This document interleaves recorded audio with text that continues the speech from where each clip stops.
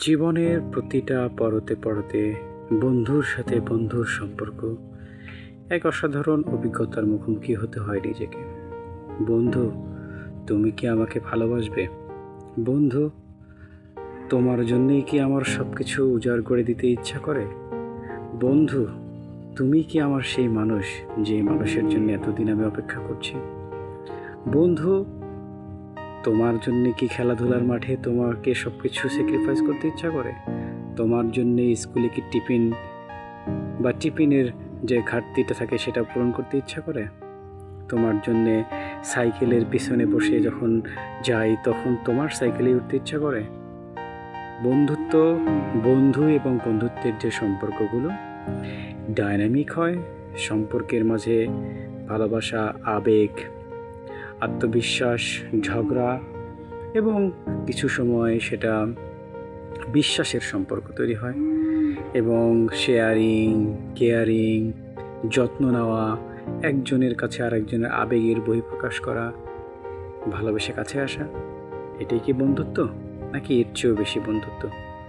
বন্ধুত্ব হচ্ছে সেই জিনিস যেখানে থাকবে না কোনো বাউন্ডারিজ, থাকবে না কোনো আবেগ এবং অনুভূতির প্রকাশের এক ধরনের কষ্টদায়ক ইচ্ছা, থাকবে শুধুমাত্র নিজেকে প্রকাশ করা, তার সাথে কোনো বাউন্ডারি লেসবিহীন সব ধরনের কথা বলা, যে কোনো কিছু শেয়ার করা, যে কোনো অনুভূতিকে কাছে নিয়ে আসা, যে কোনো চাওয়া পাওয়াকে কাছে নিয়ে আসা, যে কোনো কিছুকে বলে বোঝে শুনে নিজের মতো করে পাওয়া, কিছু সময় স্যাক্রিফাইস করা, কিছু সময় যা বলবে সেটা মেনে সেটা শুনে নিজেকে প্রকাশ করা, এটাই তো বন্ধুত্ব।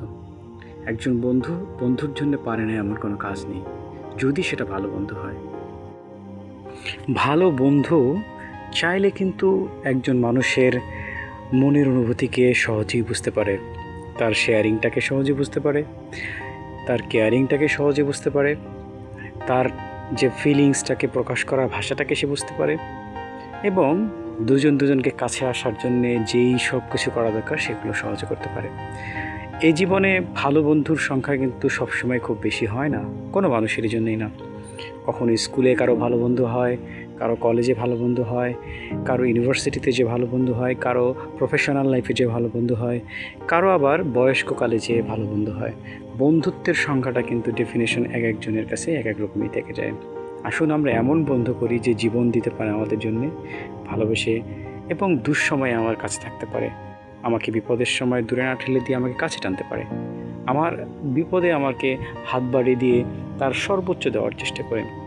এরকম বন্ধুই করি না, যে শুধু আপনার যে কোনো প্রয়োজনে আপনার পাশে থাকবে, একইভাবে আপনিও আপনার যে কোনো প্রয়োজনে তাকে পাশে পাবেন এবং সেও আপনাকে পাশে যাবে। এই যে অনুভূতিগুলো, এর নামই কিন্তু বন্ধুত্ব।